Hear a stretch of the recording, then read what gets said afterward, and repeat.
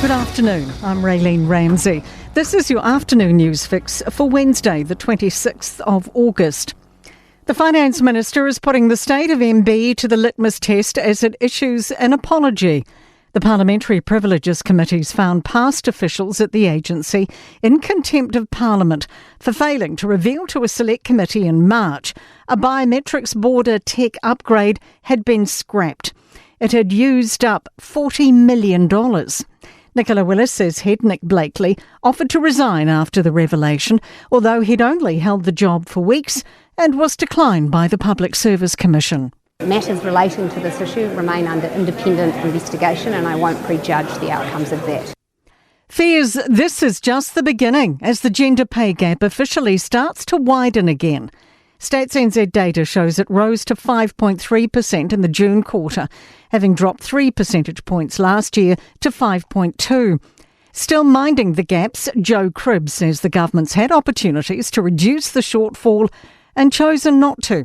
She says during this cost of living crisis, women's wages have grown more slowly than men's. Every cent matters, and so you can say that it's only a small increase, but that's still a large impact for New Zealand women. Te Pāti Māori wants a mass tax switch, including adding one on wealth, but promises 97% of Kiwis will pay less. Political reporter Ethan Griffiths has more. The party's unveiled its tax policy, making the first $30,000 earned tax-free. But it also wants to raise the company tax rate to 33% and introduce a wealth tax on assets over $2 million, a land banking tax, a vacant house tax and stamp duty. Co-leaders Rawiri Waititi and Debbie Ngariwa-Paka say the policy benefits everyone, not just Māori, and it will give Kiwi workers breathing room. ACT's leader is asking why taxpayers should shell out millions of dollars for the Climate Change Commission if its recommendations are ignored. The party's released an election pledge to disestablish the commission.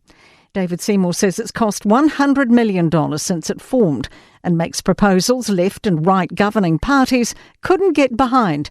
He says it achieves little. They said we should have smaller herds, they said we should have a 54% reduction in emissions. Even the Labour Party ignores them on their recommendations. Should we expand efforts to reduce carbon emissions to the sea?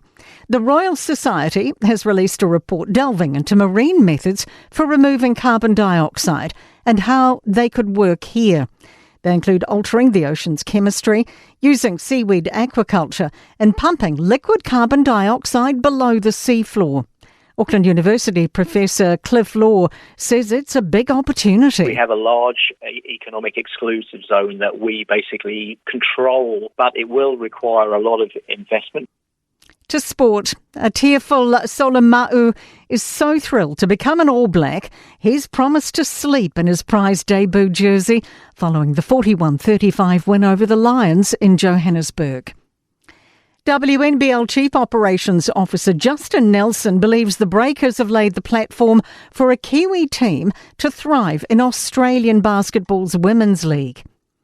And the Breakers are officially relaunching their basketball academy after a 6-year hiatus, with an initial intake of up to 20 male athletes from school years 11 to 13. That is your latest news fix. We'll be back with the next update tomorrow morning from the Newstalk ZB newsroom.